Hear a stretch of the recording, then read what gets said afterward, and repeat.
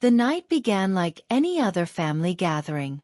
Mom had set the table with her good china, the kind she only brought out on holidays. The rich smell of roast beef filled the air, mingling with laughter and the faint clinking of silverware.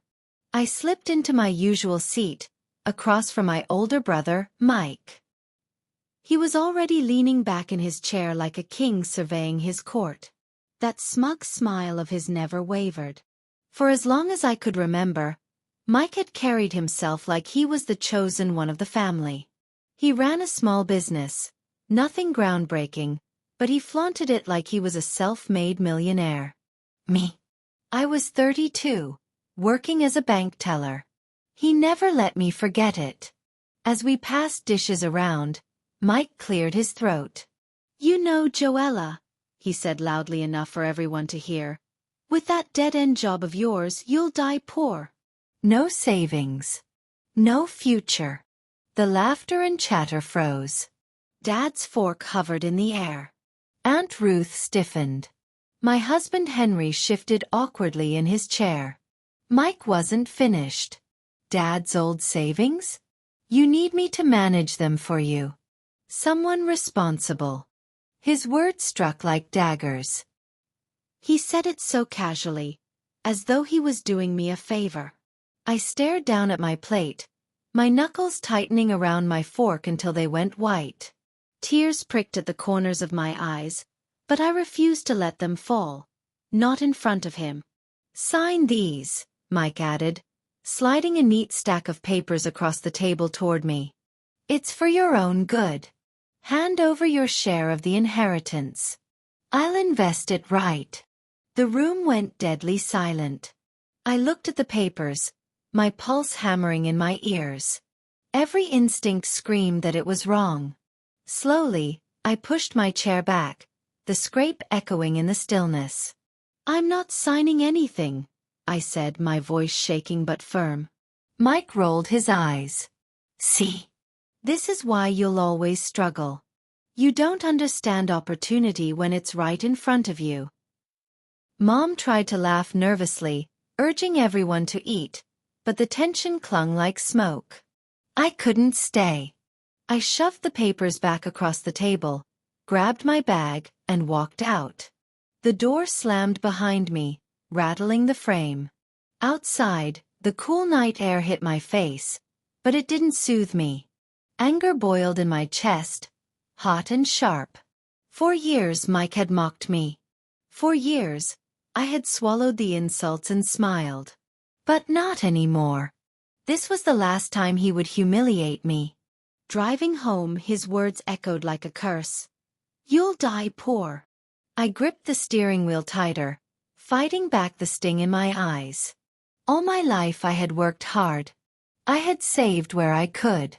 But every step forward had been met with life setbacks. Car repairs, medical bills, endless little storms that drained me before I could build.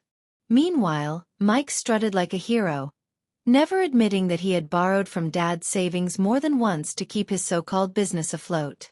And now he wanted my inheritance too.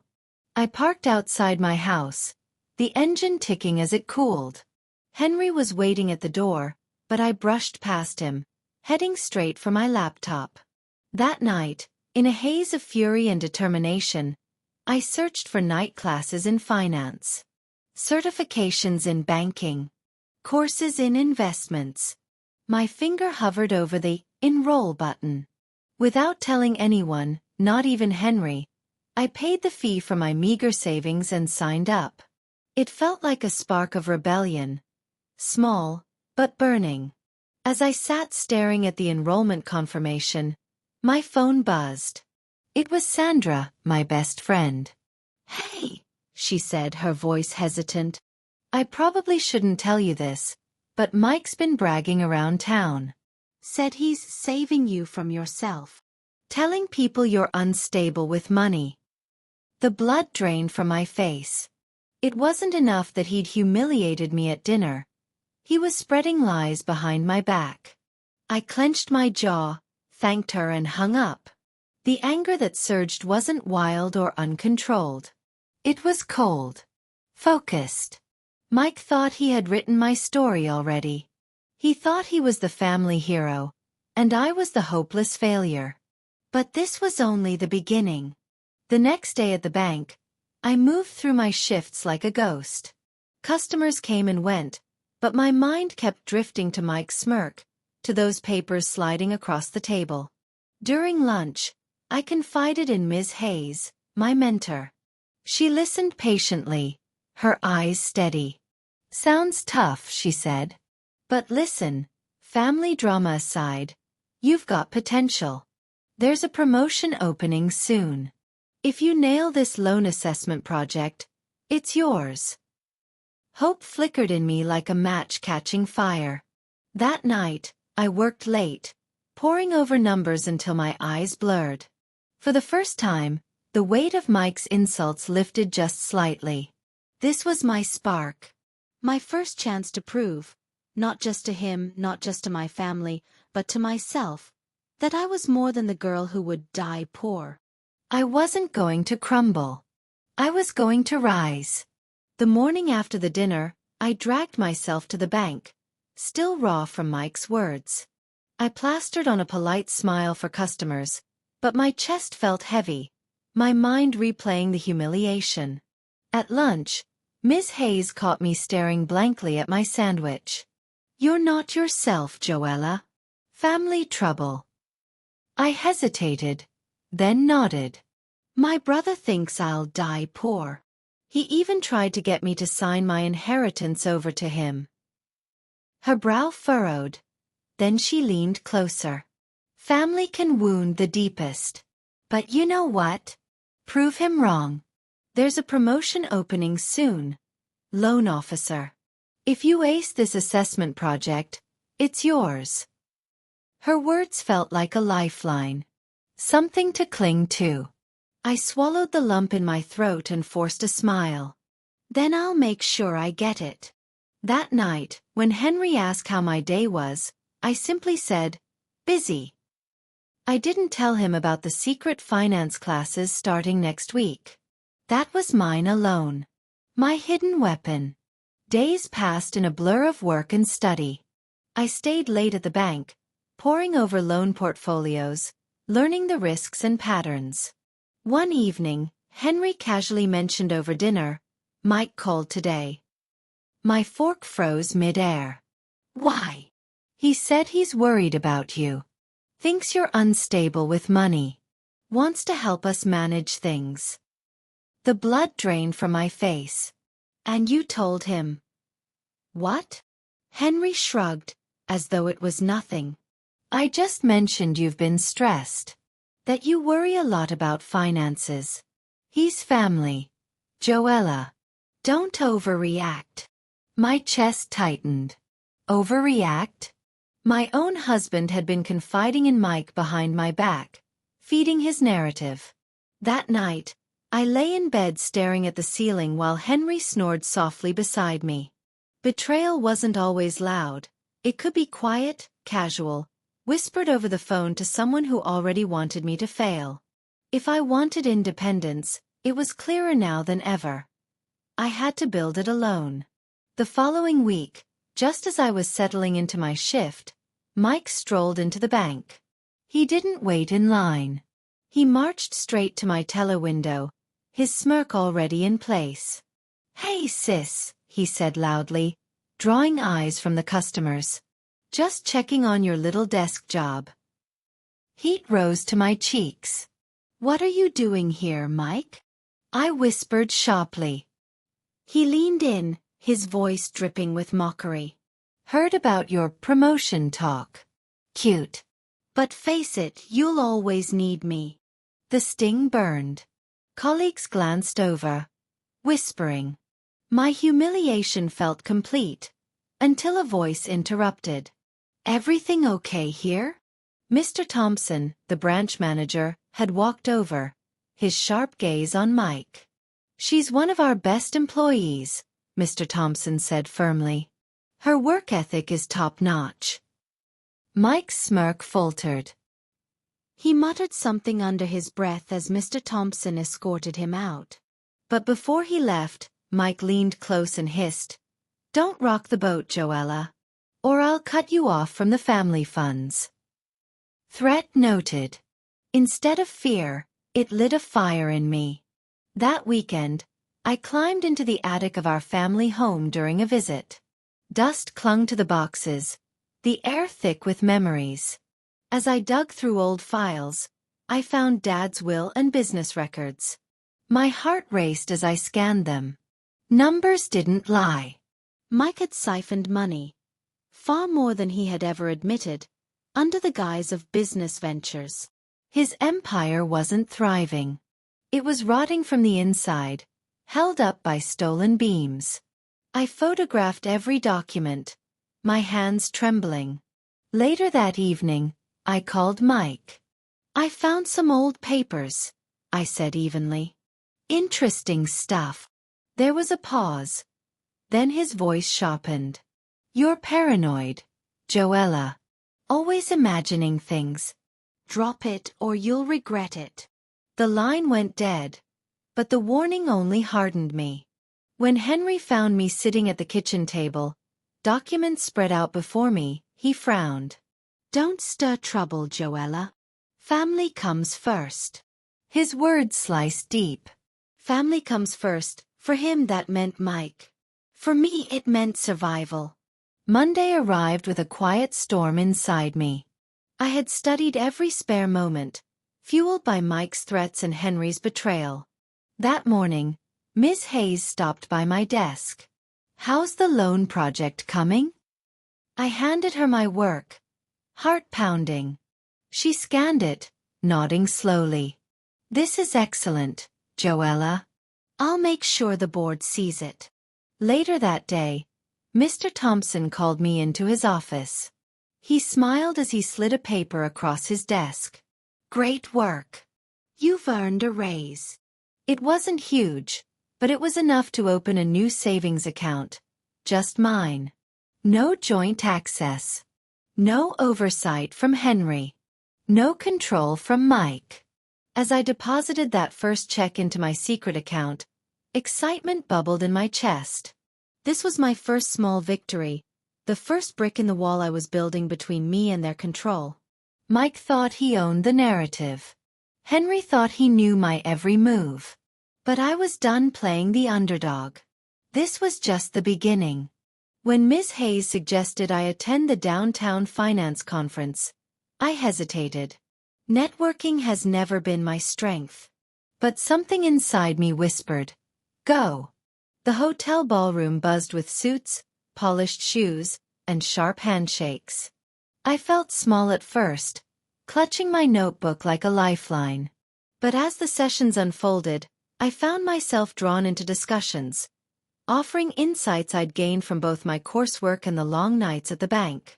During a coffee break, I struck up a conversation with Mr. Alvarez, a senior executive from a major financial firm. He listened attentively as I explained my take on risk assessment. His eyes lit up. You've got potential, Joella. Let's stay in touch. I'd be happy to mentor you. When he pressed his business card into my hand, it felt like holding a golden key. That night, as I tucked the card into my wallet, I realized I wasn't just surviving anymore. I was building. The following weekend, Mike hosted a family barbecue. Smoke rose from the grill, laughter rippled across the yard, but beneath it all, tension simmered. I stayed quiet, observing. Mike, ever the showman, announced his big expansion plans, bragging about investors and profits. He glanced at me as he said it, jabbing at my so-called stagnation. Some of us build empires, he said loudly, while others count pennies. Anger surged, but I bit it back, keeping my smile calm. What Mike didn't know was that his boasts matched the very discrepancies I had photographed in Dad's old files. He was bragging himself into a corner. Henry pulled me aside at one point, his whisper urgent. Don't rock the boat, Joella. You'll only make things worse. His warning only confirmed my suspicion. He had money tied up in Mike's ventures. Another crack in our marriage. But as Aunt Ruth walked past, she leaned in close and whispered, "You're stronger than he thinks." Her words were a quiet blessing, and they steadied me. The buzz at work about my promotion grew, until one afternoon, Mr. Thompson called me into his office. His expression was troubled. "The board has concerns," he said carefully. "They've heard rumors about family instability. They want to pause your promotion." My stomach dropped. Rumors. Mike's doing.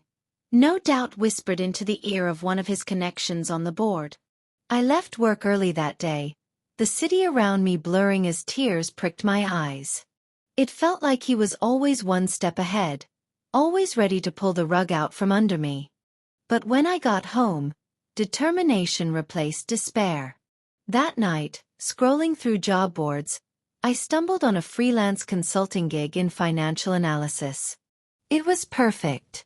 I applied immediately, and within days, I was hired. The pay wasn't just good. It was freedom. Money I controlled alone. Mike thought he had knocked me down. But all he'd done was push me toward another victory. Late one night, as I was finishing a client report, a new email pinged. No subject line. Just a message. "Mike's debts are deeper than you know. Check his suppliers." My heart raced. Attached was a spreadsheet showing overdue payments and inflated invoices tied to Mike's business. I didn't know who had sent it, but the information was gold. Mike wasn't the empire builder he pretended to be. He was drowning. I printed the files and locked them away. This wasn't just about my career anymore. This was about exposing the truth. When Henry noticed my lighter mood the next morning, he asked, "Good news?" I only smiled. "You could say that." Henry's mask finally slipped at the next family mediation Mike called. Mike demanded I contribute money to his latest loan. "Your family, Joella. You have to pitch in," he insisted, his tone laced with arrogance. I refused calmly. "No." The room fell silent. Aunt Ruth nodded at me with pride, but Henry's face darkened. That night, at home, Henry confessed.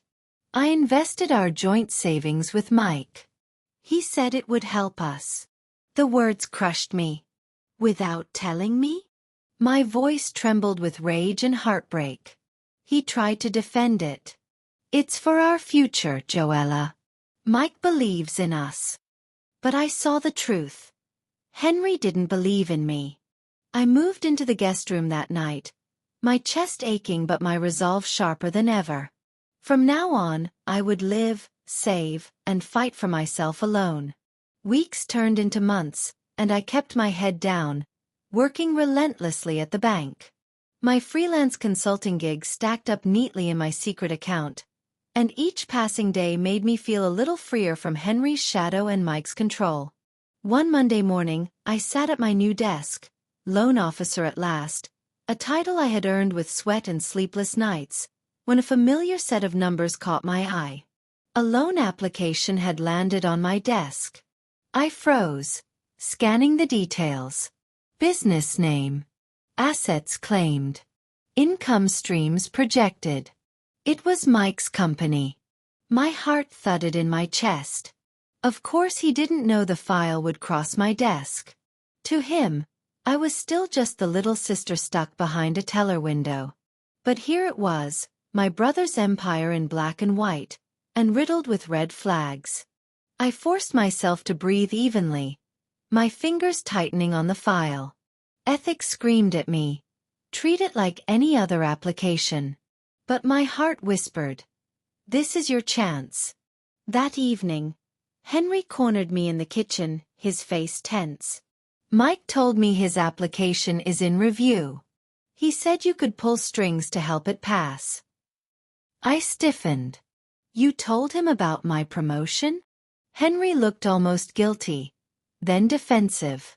"He's family, Joella. If you approve this loan, it could save his business. It would keep the family stable." I laughed bitterly. Stable? He's been siphoning money, lying about his debts, humiliating me every chance he gets. And you want me to save him? Don't be petty, Henry snapped. You're tearing us apart. The words stung. Not because they were true, but because he had chosen Mike's side so completely he couldn't even see me anymore. That night, I slept in the guest room again, clutching the loan file like a weapon. The next day, Mike himself walked into the bank, swaggering as always. He greeted colleagues loudly, shaking hands, acting like he owned the place. Then he strolled into my office unannounced. "Little sis," he said, dropping into the chair opposite me. "I hear you've got my file. I'm sure you'll do the right thing." I kept my expression neutral, though my pulse thundered. "We review all applications based on the data, Mike. Nothing more." He smirked, leaning closer. "Don't play coy. You know what's at stake. Approve this, and I'll make sure you get a piece of the profits." Family takes care of family. For years, I had endured his insults. For years, I had let him twist the knife. But in that moment, I realized the balance of power had shifted. "I'll do my job," I said evenly, "and nothing else." His smirk faltered. For the first time, I saw a crack in his armor. That night, I pulled every thread in Mike's file. The numbers didn't just look suspicious, they reeked of fraud. Assets overstated, debts hidden, suppliers unpaid. I cross-referenced the anonymous spreadsheet I had received weeks earlier with the bank statements in the file. It matched perfectly. Mike wasn't just desperate. He was lying. The next morning, I took the evidence to Ms. Hayes. My hands trembled slightly as I laid the papers before her. She scanned them, then looked up, her face serious. "This isn't just a bad loan application, Joella. This is grounds for an audit." Her words were like music. When the bank's audit team launched their investigation, it spread like wildfire. Suppliers confirmed overdue bills. Investors backed away. Within weeks, whispers of insolvency clung to Mike's business like smoke to fire. At home, Henry was frantic. "Do something," he begged. "Help him, Joella. If his business fails, we all lose." I met his eyes, calm as stone. "No, Henry. If his business fails, he loses. Not me." The day the bank formally denied Mike's loan, I sat at my desk as his furious messages lit up my phone. "You betrayed me. You're nothing without this family. I'll ruin you." But the truth was already unfolding, and it wasn't me who was ruined. For the first time, I wasn't the underdog anymore. I was the storm. The town had always treated Mike like a golden boy. Handshakes at church, admiration at family gatherings, whispers of his success. But one morning, as I sipped coffee at my desk, the local newspaper headline nearly glowed at me. "Local business under audit. Investors pull out amid debt allegations." There it was. Mike's empire, in black ink for everyone to see. I stared at the headline until a slow, quiet smile spread across my face. For years, I had been the one whispered about in corners. Joella, the sister who'd never amount to anything. Now the whispers belonged to him.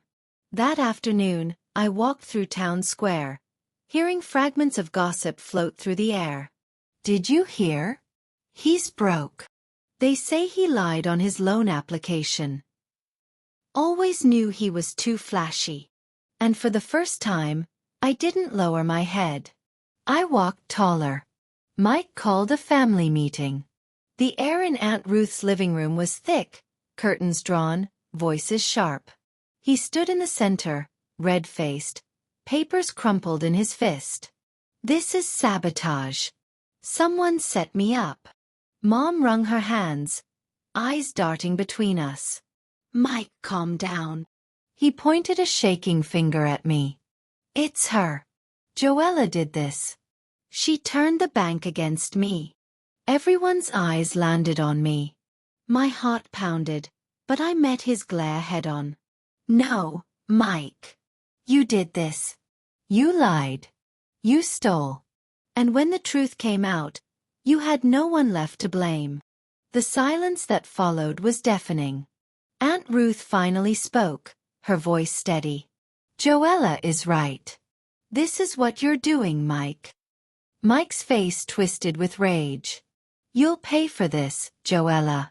You think you've won, but I'll drag you down with me. I stood, gathering my bag. You've already dragged yourself down. I'm just not standing under you anymore. That night, Henry confronted me, his face pale. You don't understand, Joella. I invested everything with Mike. Our savings, the house fund, all of it. The words cut deep, but I was beyond shock. You gambled our future on him? Without telling me. I trusted him, Henry whispered. I thought he was the smart one. I shook my head slowly. No, Henry. You didn't trust me. And that's something I can't forgive. The silence stretched between us until it felt like a canyon. By dawn, I packed my bags and left the house we'd built together. I wasn't crying. I wasn't begging. I was done. The audit findings became public record. Fraud. Mismanagement. False reporting. Mike's empire collapsed within weeks. Investors sued. Suppliers demanded repayment. His name, once spoken with pride, now carried shame. I sat in the courtroom the day the bank's denial was upheld, watching him squirm in the defendant's chair. His suit looked a size too big now, his eyes bloodshot, his smirk gone. At one point, his gaze met mine across the room. For the first time in our lives, he looked small. I leaned forward, whispered just loud enough for him to hear. You really should have read the fine print. His face was drained of color. That moment was mine. Not revenge in fire and fury, but revenge in truth, in patience, in justice. Months later, I stood on the balcony of my modest new apartment, the city lights stretching before me.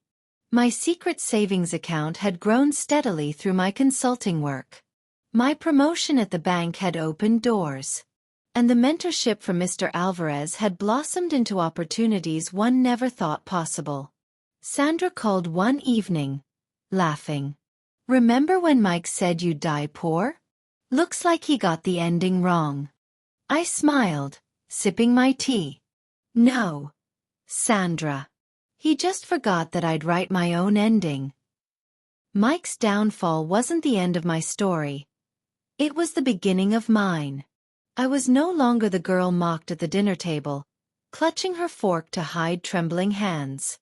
I was Joella, the woman who rose, who fought, who turned betrayal into fuel. And I was finally free.